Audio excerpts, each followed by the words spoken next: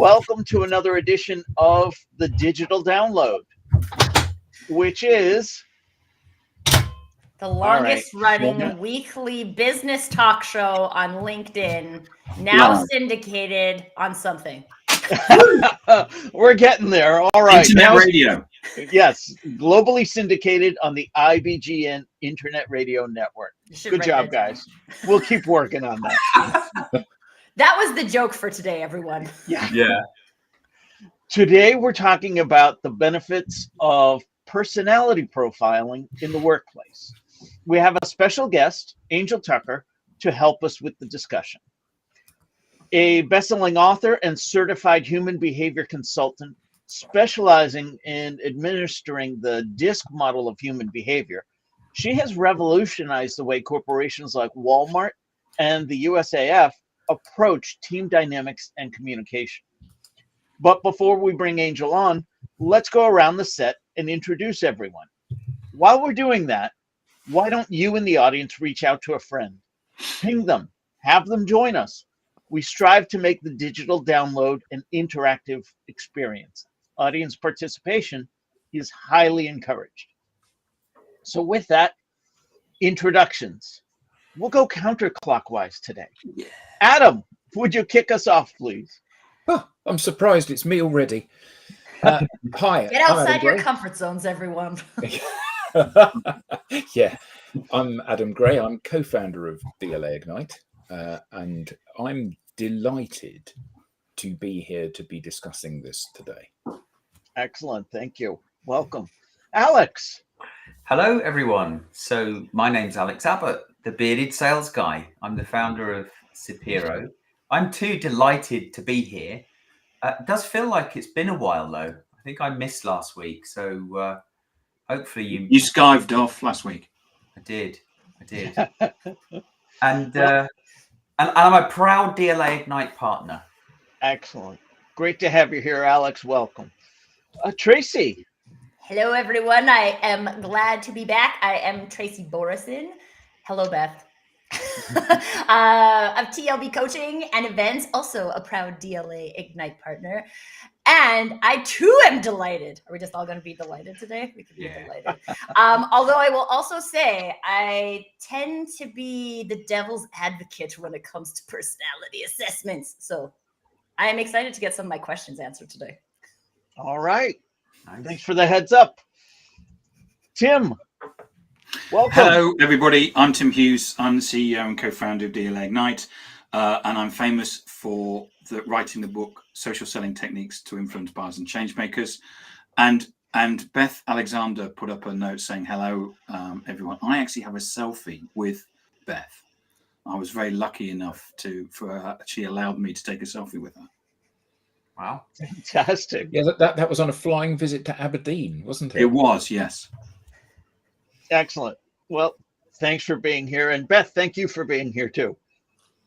Myself, I am Rob Durant. I am the founder of Flywheel Results. I will continue with the theme of delight. I am delighted to be here. I too am a proud DLA Ignite partner. And unlike Tim, I am not famous for writing anything. Yet. Yes. Yet. All right. So, as I said, this week on the Digital Download, we'll speak with Angel Tucker. With nearly 3 decades in the industry, Angel will share with us actionable guidance on how to leverage personality insights for tangible business outcomes. Let's bring her on. Hi, Angel. Good morning and welcome. Thank you. Although I will tell you, after Tracy's introduction, I'm a little scared. I'm like, I got a connection issue. I may have to be sorry.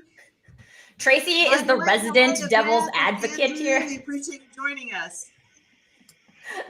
Yeah, what's the fun without a devil's advocate, right? Yeah. Angel, let's start by having you tell us a little bit more about you and how you got here.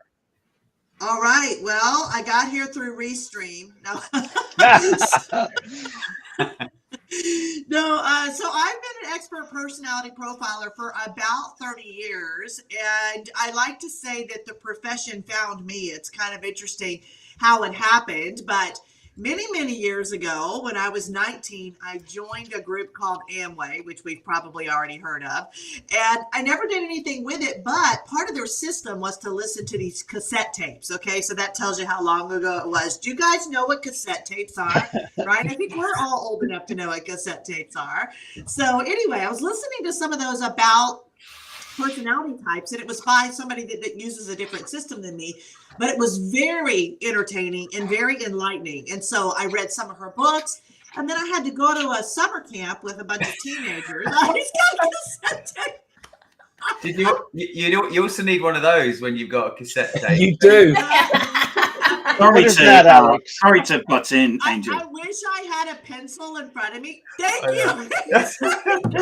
And if you don't know what we're talking about, you're too young to watch this show. If you don't know the connection between a cassette tape and one of those pens or pencils, you are far older than us.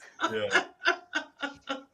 Or Oh the my missing goodness. generation, because I feel like the millennials are very responsible in teaching our children these things. Oh my goodness, that is so funny. Okay, so anyway, back to my story.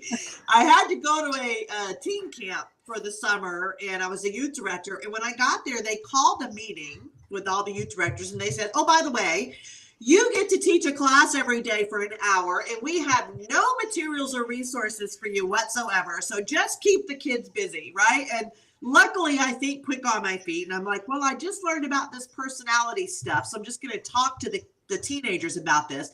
And I will tell you, Rob, they got it quicker than any adult to this day I've ever taught. They're like, "That's why my dad buys 3 pairs of shoes and rotates them so they wear evenly." And, you know, I just saw like how even knowing the tiny bit I knew could positively impact people's dynamics of their communication, their relationships with other people. So at that point, I didn't know how I was going to do it, but I'm like, somehow this will be a part of what I do. And it's just kind of transitioned to that over the last 30 years.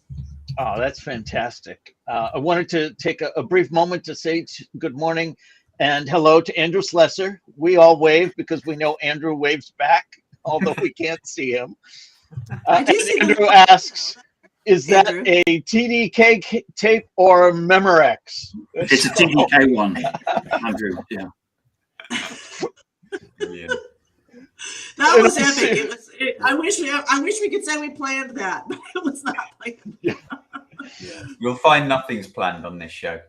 No, Yeah. not really. That's what makes it fun. Yeah. There we go. I ordered while we're talking about that tape. I ordered. I'm trying to find a way. I need to find a way of converting it into MP3 because it's an interview of me. It's me interviewing somebody before my voice broke. It was for my history project, and I'm going, "Dear Mr. So-and-so, would you?" Before your voice broke or before your voice matured? Before it broke. Yeah. So I would have been. Oh, it was a history. So 13. You know, I don't know, 12, 13. Dear Mr. So-and-so, what are you doing? That is fantastic. Now we need this. So whoever is We out do. there who can We get do. this, Yeah, right. because we all need to hear it. Oh my goodness, that's hilarious. Get back to the show. Yeah. Where were we? Okay. Back to Angel, actually, let's start with a foundational question. All right, what do you want? What is the epic fail in communication? Oh my gosh. You know what? It's so easy to answer that question because the epic fail when people are trying to communicate with somebody else is we try to communicate with every single person exactly the same. We try to interact with every single person the way that we want to be communicated with. But when they're not like you, that's when we see all of these problems, right? We see this. Well, how did you get that out of what I said? Well, I got that out of what you said because you were speaking your personality language and not my personality language. We see this a lot nowadays with what? With texting, right? We send somebody a message and they get a totally different message than we intended for them to get. And we wonder why. That's why, because you're not speaking their personality language. I like that. Okay.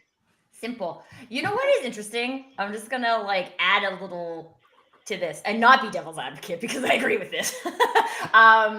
That like from a like online communications perspective and also from a marketing perspective, this is something that people very rarely take into consideration, and that there's a group of people who might be able to interpret it the way you're putting it out there, but that is very heavily based on other profile related stuff and very less based on demographics, which is what a lot of people target marketing types of things on. Right. Yeah. Companies that are smart, I wish I had some magazine examples in front of me, because companies that are smart use words on the cover of their magazine that appeal to their major market. And what happens is your eye is attracted to those words. You don't even realize this is happening. It's all subconscious, but your eye goes to the word for your personality type. So if I were to have in front of me a Sports Illustrated magazine versus a computer magazine, the words on the cover of those are different because they're different major markets. And so the words on the cover of the Sports Illustrated magazine are going to emphasize status and prestige, where the words on the, I'm just waiting for Tim to hold up these two magazines, by the way, since he hasn't. I'm very disappointed that hasn't happened already. But anyway, the words on the cover of the Sports Illustrated magazine are different than the words on the cover of the computer magazine because they're two different major markets. Can you tell us a little bit about DISC and how that helps us address that epic fail? Yeah, sure. So DISC is actually one of the oldest models of human behavior. It's been around since the 1930s. It was created by William Moulton Marston, and it has a lot of validity studies, which means there's a lot of studies that show that, yes, this is accurate to 87%. Okay. And so that's why I like using it, first of all, because it's got the most validity studies. Secondly, it's the easiest to use to be able to talk to somebody else about for a brief period of time and then understand it enough to actually use it. Okay. So I just saw somebody mention MBTI, which is another assessment model earlier. I think it was Beth.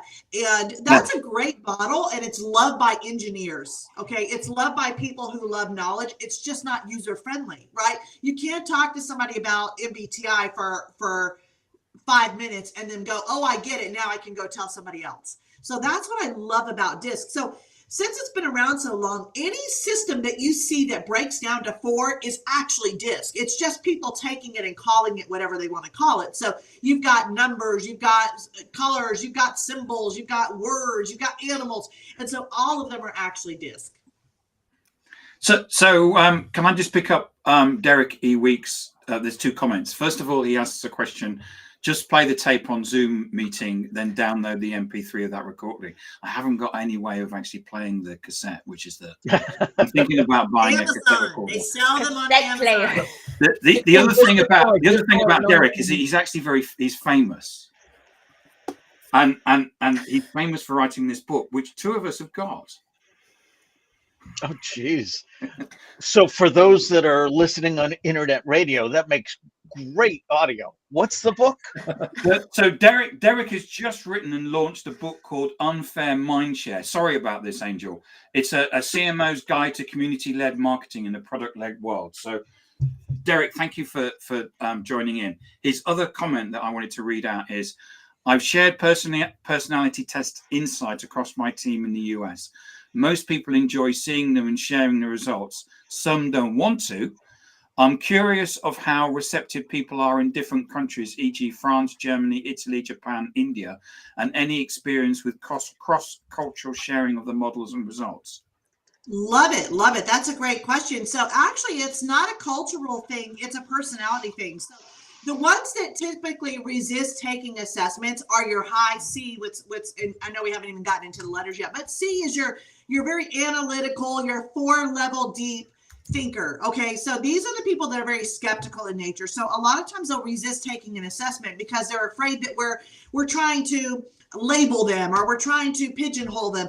And actually assessments are quite the opposite of that. Okay. In fact, I tell people you actually contain all 4 of these letters to some degree, but every single person has their own unique blend of those letters. Okay. And so the goal here is not to label anybody or pigeonhole you. The goal is to help you understand dominant personality types of people so you can best predict how they need you to interact with them to create what I call win-win situations. And that's really what it's all about. It's about almost like being multilingual, talking about different countries. It's about being multilingual and personality types. So my goal when I go in and train people is I want you to be able to effectively speak to a D, an I, an S, and a C and know the difference between those. And so it's really, more of a personality thing versus a cultural thing. Now, I will say the culture in which you were raised is one of the three factors that can kind of shape and mold and form who you are as a person. Yeah. So I have a question. Before we go too down the road, I apologize, Alex, but we've alluded to the letters a couple of times now. Yeah. Can we break that down for the audience? And then, Alex, I'll have Okay. you pick up where you were going to ask. Yeah, sure. So the letter D stands for dominant. So if you've ever heard somebody say, I'm a type A, that is the letter D. These are the go-getters. They like things done their way. They like to be in charge. They need to constantly be doing stuff. They need organized chaos in their life. Okay. Was that Rob just then? Was he demonstrating a D? Yeah. Yep, exactly. He's like, listen, people, get back to why we're here. Okay. So the letter I stands for inspiring. This is the person that lights up the room just by walking in it. These are your people who never meet a stranger. They're motivated by being with people. They're very interactive. They're outgoing personality types. Tracy. Yeah. Exactly. And then you have your S. Okay. So this is your think Mother Teresa, think Kumbaya. Okay. This is your peacemaker. These are the people that are great with building relationships. They're more reserved, but they're still motivated by people like the I types. Okay. So they like to build relationships. And then the C is your cautious. We mentioned this earlier. Your analytical, any scientist, engineer, professor you've ever met was probably a C personality. They love 4-level deep learning. Got it. Thank you. Alex. Thank you very much, Rob. So back to the language of one's personality and thinking specifically about salespeople. Generally speaking, salespeople learn to develop a skill called mirroring. Yes. So is mirroring what you're talking about, or is it something else?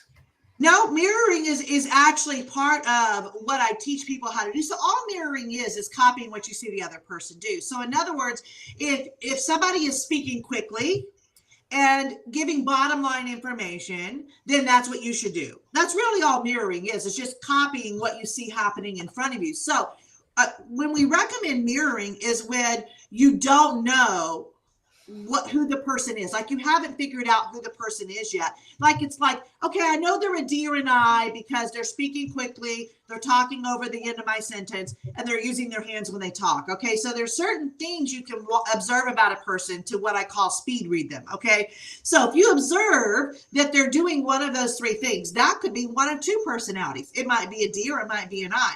So what you're going to do is you're going to copy whatever they're doing until you figure out which one it is. Okay, so at least you're on the road to creating what I call that win-win situation with that person.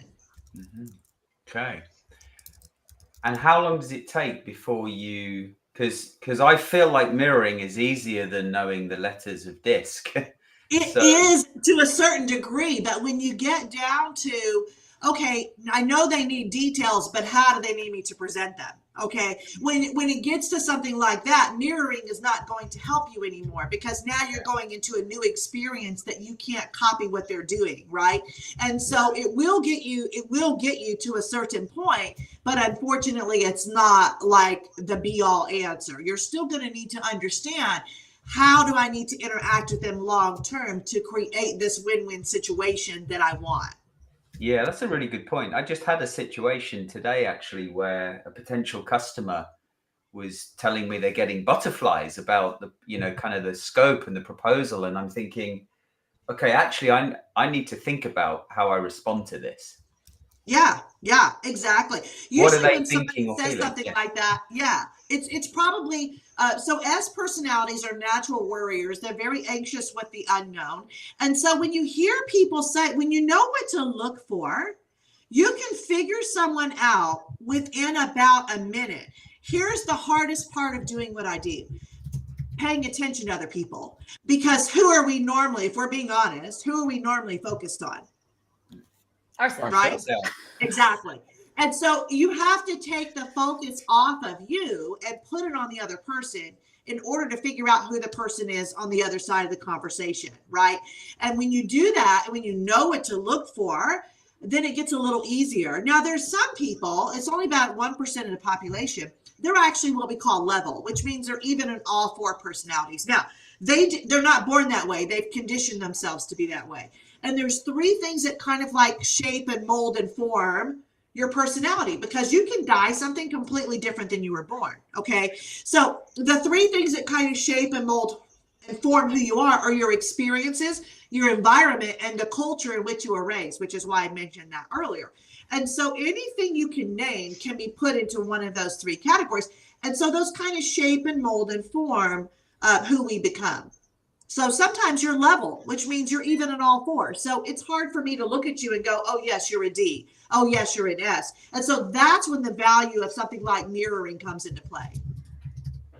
And so on that though, Angel, while this isn't about focusing on ourselves, how valuable is it to know what you are so that when you're trying to adjust or mirror to someone else, you take into consideration that like, this is how I would see it and this is how you would see it. And there's a difference there. That is such an important question, because the reality is that the way that someone perceives us also will affect the way they receive us. Okay. And if we're being honest, there's many times where we've decided whether we like a person or not that we've never actually met. Right. We didn't like the way what they were wearing. We didn't like the way what somebody else told us about them. We didn't like the way they spoke to us on the phone. So we've already made a decision how we would receive that person if we interacted with them. Okay. So what's important to understand is the way that someone perceives you doesn't matter whether it's true or not. It's their reality of you, right? And so it's going to affect the reception as well. So back to your point, Tracy, it's important to understand how other people see us, because sometimes people see us differently than we see ourselves. For example, as a high D personality, which I am, I see myself as a go-getter, but other people might perceive me as being overbearing or bossy or rude, or this is a big one, thinking I look down on them. Okay. Because D's carry themselves with confidence, and you don't have to wonder what they're thinking. They're going to tell you. And D's are only 10% of the population. So if you think about it, that could potentially be bad for the other 90%, right? And so understanding myself, Tracy, I know that when I'm interacting with, especially an S, I got to pull it back. You know what I mean? Like, I can't come on so strong because that's very intimidating to them, which of course makes them very uncomfortable. So understanding yourself is vital. Following up on what you were asking, Alex, Beth Alexander says, I reckon a lot of salespeople will be Ds, but the Ds wouldn't necessarily be the best salespeople. Beth, I love you so much. It's funny how you look at different industries and see that personalities are naturally attracted to them. Okay. So there's 10% of the population in Ds, but probably 60% of salespeople are Ds, right? And so the industry of sales attracts naturally Ds and I personality types. Now, here's the funny thing is the most loyal customers you'll ever get are S's and C's. But D's and I's rarely get them because they don't understand how they buy. Okay. And so what happens is they're constantly working harder to get new business versus just understanding the personality types that are most loyal that will send them the referrals in the first place. You just have to understand how to get them.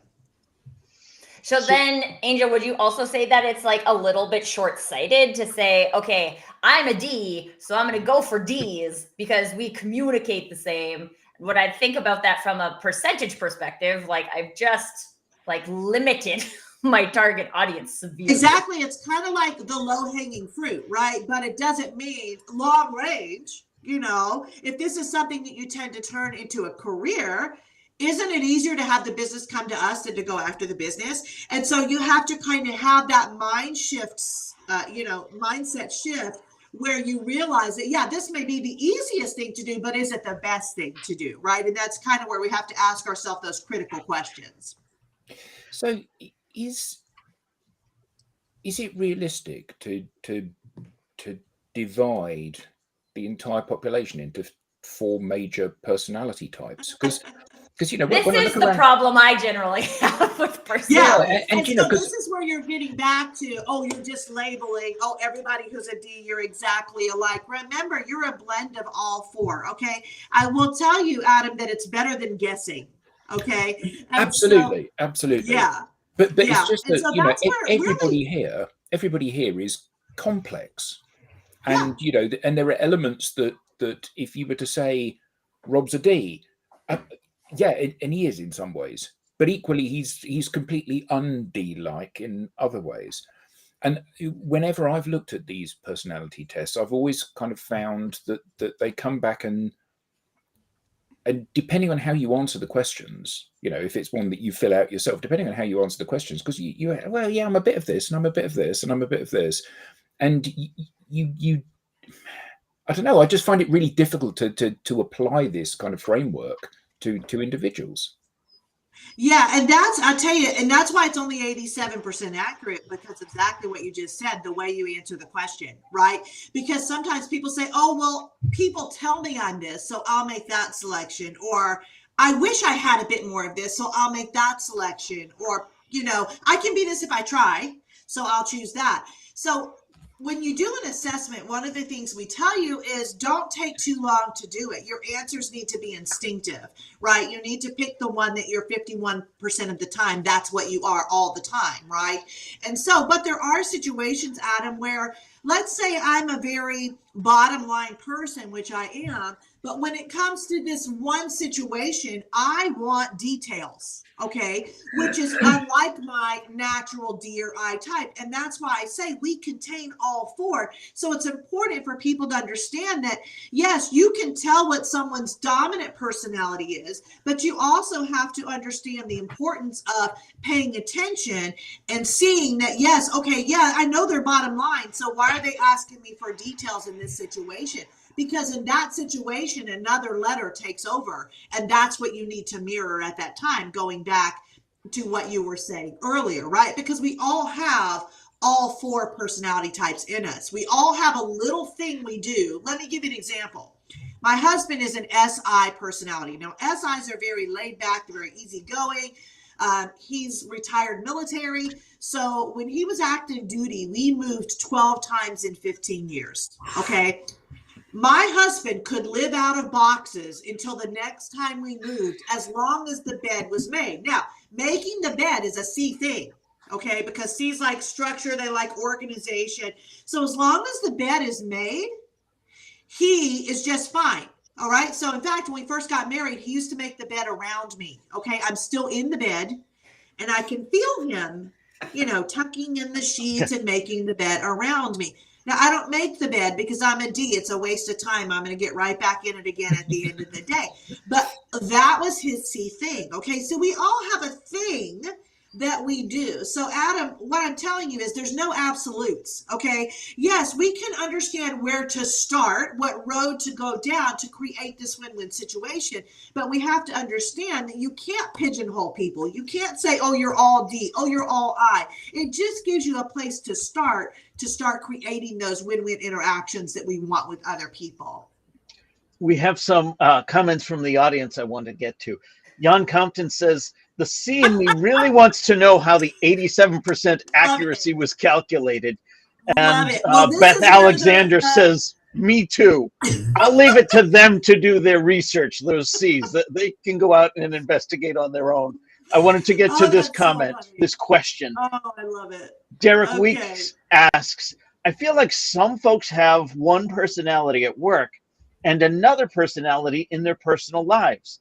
Is that common? That is a great question. Okay, so here's what happens. We stay our first personality letter until one of two things occurs. Okay, one, our first letter is satisfied. So let me give you an example. I'm a DI. I will stay a D until one of two things happens. One, my D is satisfied. So let's say that we've planned to go out for fondue this Thursday. We're having a ladies' night. I've known about this for weeks. I'm looking forward to it. As long as I get all of my D stuff done, and I get my bonus task done, by the way, because D's always have a bonus task. As long as I get all that stuff done, I can jump to my I and have fun guilt-free, okay? Because my D is satisfied. The other situation that would cause that is if my D isn't working for me. Okay. And this usually happens subconsciously. If I'm in a situation where my D isn't getting the deal, let's say I'm a salesperson and my D is not getting me the deal, then what will happen is, without me even realizing this, I'll jump to my I because my D didn't work, you see? So I'll jump to my I and I'll start telling jokes. I'll start livening up the room. I'll try to shift the mood with my I personality because my D wasn't successful. And so this is why we're different with our kids than we are with our friends. We're different at work than we are at home. Usually it's out of necessity because the first letter isn't going to work in that situation, or the first letter is happy, so we can go to the second letter. So that's why that occurs. Would you also say, Angel, that there are times where people have been conditioned out of their primary letter? Yeah. So remember we talked about the three things that kind of shape and mold and form who you are: your experiences, your environment, and your culture. So for example, there are many cultures where it's not acceptable for the female to be dominant. Okay. And so maybe you have a female that was born a D, but her entire life, Tracy, she's been told children are to be seen, not heard. Only speak when you're spoken to. Sit down and shut up. When you're told those things long enough, the conditioning is going to make that letter go down. And then by default, what's going to happen? Another letter is going to go above that. So yeah, great question. Because I think I've seen this happen specifically in work environments, to answer Derek's question as well, is that I call it corporate trauma. You work for a specific person or in a specific culture in an organization. And so maybe that culture deprioritizes the value of a C. So now you're trying to be more of an I because you think you should in order to get where you're trying to go in your career. And that may or not be happening at home because you have a completely different environment there. Exactly. And interestingly enough, you just reminded me of something that is kind of an interesting tidbit.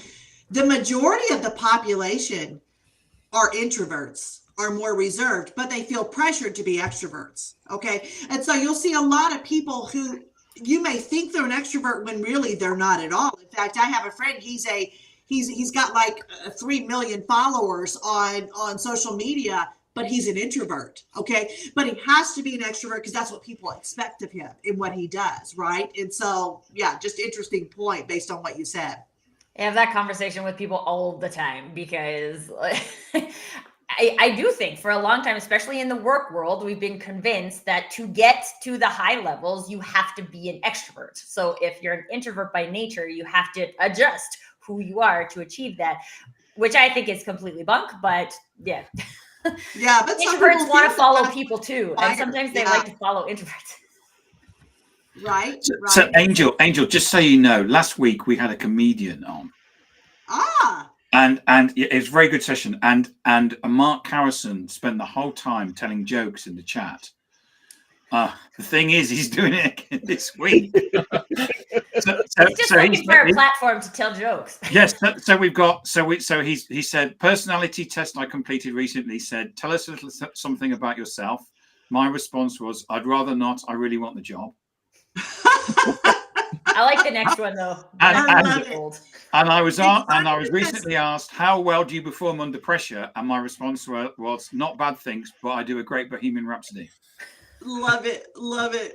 Oh my Thank you, goodness. Mark. That is so funny. So yeah, and it's funny how certain professions attract certain personality types. So if I'm doing a session for salespeople, it's going to be mainly D's and I's. But if I'm doing a session for administrators or accountants, you know, now it's going to shift over to the S and the C's. But speaking about comedians, comedians are normally a D or an I, and the way you tell is by their type of humor. Okay, if they're actually funny, they're an I. D's are very sarcastic in nature. So we have Sam Kinison, George Carlin, Roseanne Barr, Jerry Seinfeld. And if you think about their type of comedy versus somebody like Eddie Murphy or Bill Murray or Jay Leno, you can see the difference between, you know, the comedy of each of the personality types. So, Angel, when we were preparing for this call, you had talked to me about someone being under control or out of control. Yeah. Can you tell us a little bit more about that? Yeah, so personalities are different depending on whether they're under control or out of control, right? And so we actually have, whenever I do come in and do a speaking engagement for companies, it's something I really like to address. One, so they know what to look for, right? Like if this personality is exhibiting these behaviors, this is not normal for them. And so now we need to sit down and have a conversation.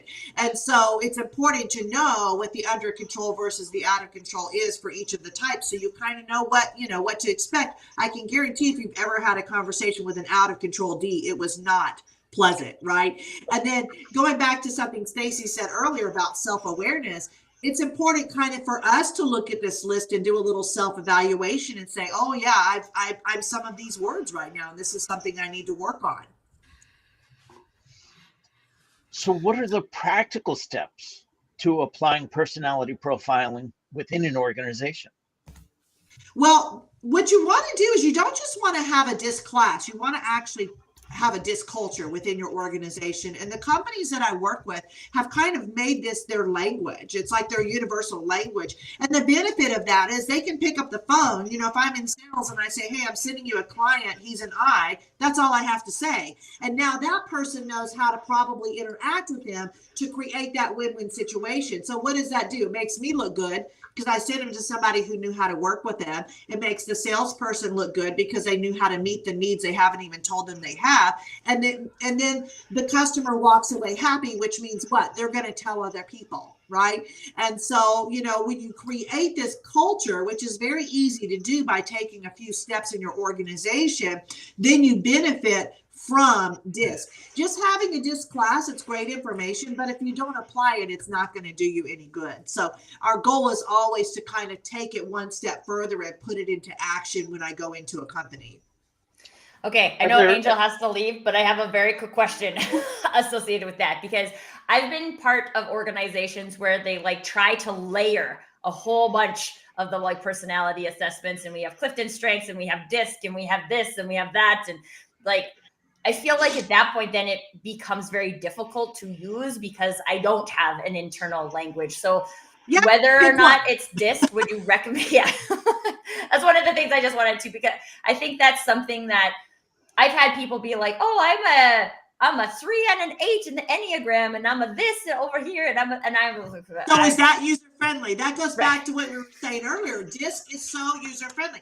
You know, I started with choleric, sanguine, phlegmatic, melancholy. It's a lot easier for me to say I'm a DI than to say I'm a choleric, sanguine, right? And so that's what I love about DISC is it's simplified, you know, and it's user friendly. I love information, but if it doesn't do you any good, what was the point, right?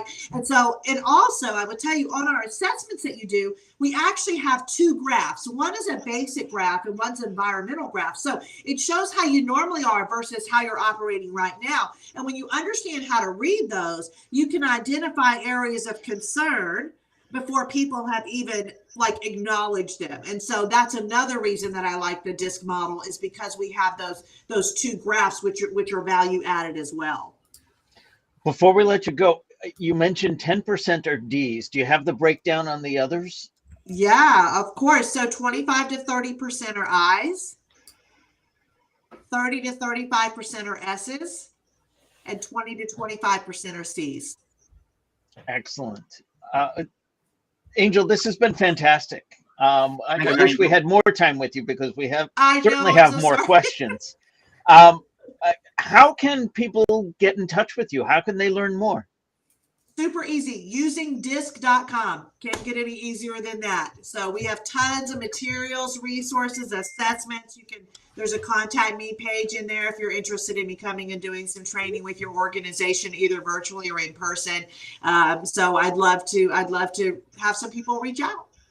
Excellent. Well, thank you so much for being a part of today's show. Thank We you, are going Angel. to continue for a little bit longer, but I know you needed to get going. So Yeah, I got to get the kids off to school. It's like 6:40 in the morning here in California. well, we really appreciate you being here today. Thank you so much. Thank you. Thank You you. bet. Thanks, Angel. Take care. Thank you so much for having me. So, Wow. As Andrew Angel Slessor- leaves, we have a question. Yeah, so Andrew Slessor, I think it's worth putting up his comment. He said, I was recently asked to describe myself in 3 words. My answer, lazy. All right. But yeah, well, as Tracy said, not Stacy, as Tracy said, we have a You'd be question. surprised how often I get that. I'm Yeah. used to it. Owen Davis asks, how does stress impact personality types? So I am no expert in this field, but I do actually teach a class that was based on the foundations of DISC. And as Angel was telling us, we are all at some point each of those personality types. I would dare to say, going back to the answer she gave, where if your primary is solved, then you move on to your secondary. Stress may impact what suddenly becomes primary. I like to tell my students, I give an assessment much like this. I say, before I even give you this test, I could have manipulated your answers to get the result that I wanted. What do you mean? I could give you any one of 3 scenarios. I could have given you, but the scenario I gave you was, hey, let's do this. We're going to have some fun today. And don't overthink your answers. Instead, I could have given you this test and said, this is critically important. This is going to impact your grade. You would have answered some of these questions differently. I could have instead said, thanks for coming in for this job interview. But what we're going to do before you sit down and interview with anyone is we're going to have you take this personality assessment. Now you're going to answer based on what you think I want to get that job. Or I could have said, hey, let's put you in a situation where 5 years from now, the business you started today is highly successful. You are the CEO leading 300 people in your organization, which is great, except that all 300 of them are coming to you for answers about everything. You're going to put your D hat on there. You're going to have to make decisions and be abrupt and so on. So I would contend that stress would make it just as contextually relevant to how you not so much answer the questions, but how you behave in that moment. I think an interesting add-on to that, Rob, is also that I think the power is in asking this question, Owen.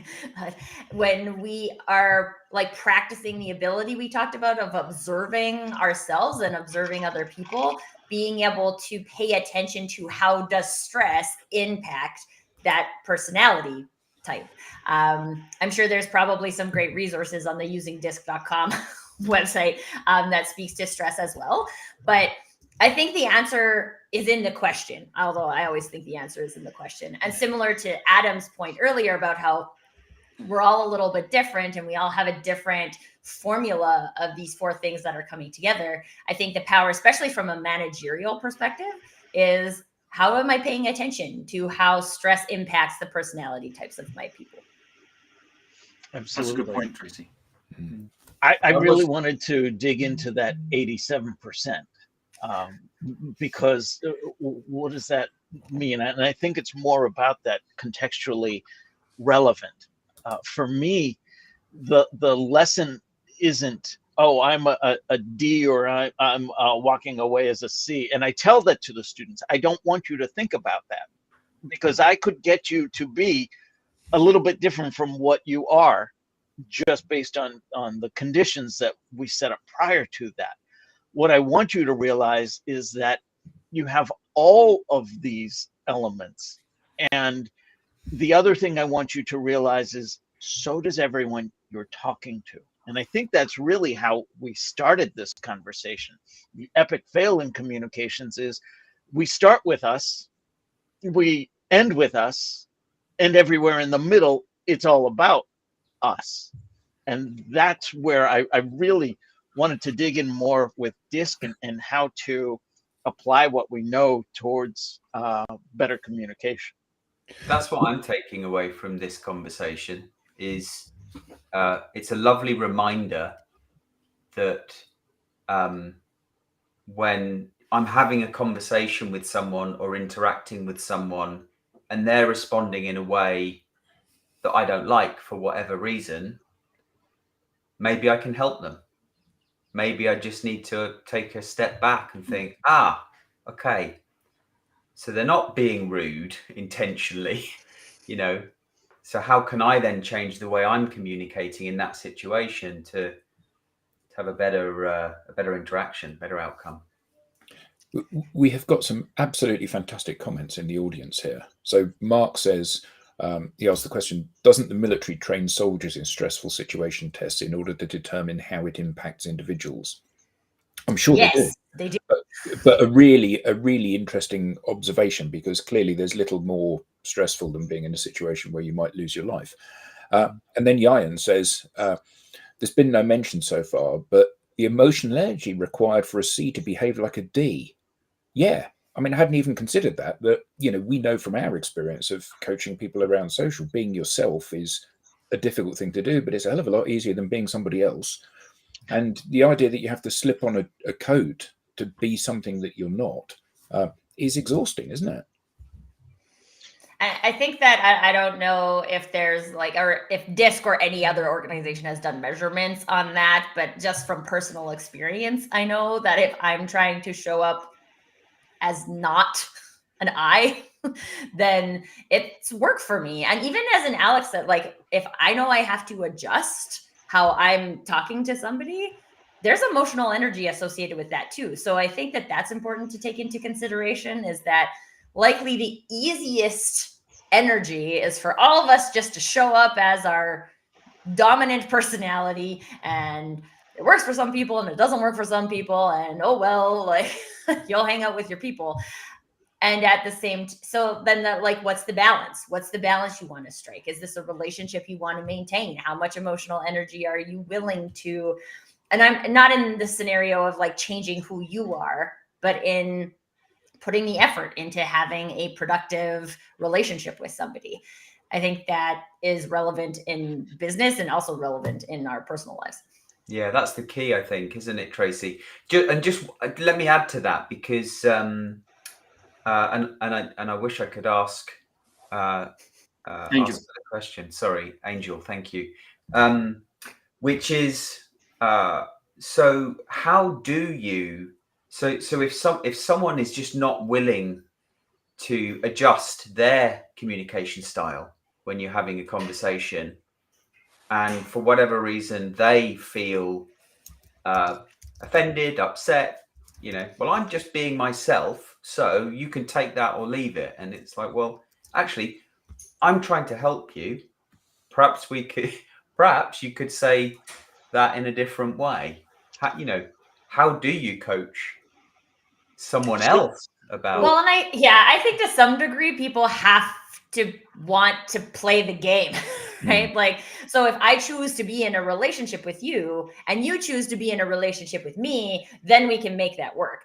But if I show up and I am trying to play that role, I actually had a conversation like this yesterday where there were 2 other people in the conversation, you're like, whoa, if we were not virtual, I feel like someone would be punching the other person right now. Just like, whoa there, let's pull this back a little bit and explore. And I feel like from a moderator perspective, it's possible, but when it's just two people, both people have to choose it. And you can create the opening for that, but at the end of the day, someone else has to walk through the door.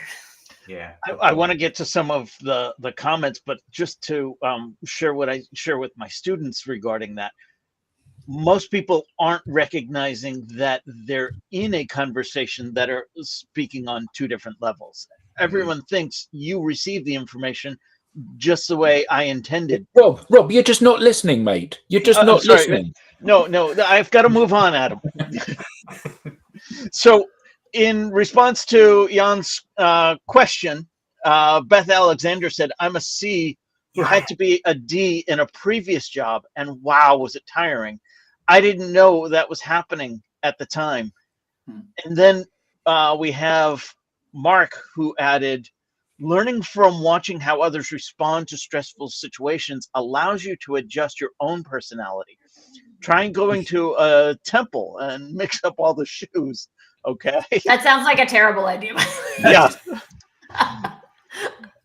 Owen shared, great, thanks. I think this is in response to us trying to address the trying question. To answer his question. Trying. Really insightful. Working in product, communicating and understanding people is a huge part of the job. Really interesting and thought-provoking. We have Andrew. With adapting to all the personalities and trying to cope, will this stress out a person and raise the issue internally with them of imposter syndrome? I can answer that. Imposter syndrome doesn't exist. You'll have to go back 3 weeks and listen to that episode to find out why. Also, can I share my definition? Because I don't know if I have on the show. So long as you're trying to be someone else, you'll feel like an imposter because you are. There you go. Other comments? Well, now we're just peeking in on a one-to-one conversation, aren't we? Jan's responding back to Beth. For me, that's the benefit of knowing a little bit about these tests. We recognize when we're not being our default self and burning all our matches. I would agree with that completely. Yeah, that's an interesting point too, because I would guess that there's also specific personality types, I's, and S's it sounded like as well. I don't know the details of DISC as much as Angel, obviously, but like I'm innately curious about people. So it actually feels easy for me to like observe these types of things that might not be true for a different personality type. So there might be more energy output there from other people. So I think it's also important to know that about yourself and pay attention. To Andrew's question, if you are finding yourself like overly stressed out all the time, trying to adapt to these personality types, at the end of the day, it's up to you to manage your stress level. So maybe I do want to, or maybe I am a C hanging out with all D's. Maybe that's why I feel like it's overpowering, because I am constantly trying to adjust myself to match the people. Maybe I could bring some more C's into my community. That makes it feel a little bit easier, so I don't have to adjust as much with those people. Again, I think the answer is in the question. So that reminds me of the takeaway I try and leave my students with. In the moment, none of us really remember very well that the person we're talking with is most likely not receiving information in the same way that we receive information. In the moment, we are like two ships passing in the night, never to see each other. When you step away from that and realize, oh, we weren't communicating very well, that's when you can maybe follow up and try a different approach. If you can apply that in the moment, kudos to you. But I don't think most of us can. I think simply being aware that there's more than one way to send and receive a message is the critical first step in whether it's DISC or any other personality type, and then going from there. So something that I tell my 5-year-old all the time is that mommy and daddy and you might all be in the same room and one thing is happening, but none of us are experiencing it the same way. So Exactly. the only way we can know that is to tell each other it. There we go. All Lessons right. for a 5-year-old. This has been another episode of the Digital Download. Well done, everybody. Yeah. Great Yeah. conversation. Thank you so much to our very active audience today. If you have something to say, if you want to be a guest on the show, we want to hear from you.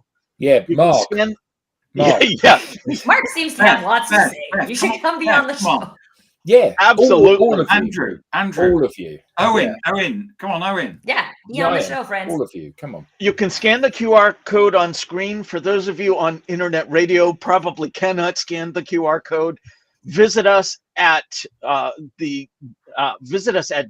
digitaldownload.live and click on Be Our Guest. On behalf of myself and the panel, to our audience, to our guest, thank you so much for being an active part of today's show. Another fantastic episode, and we will see you next time.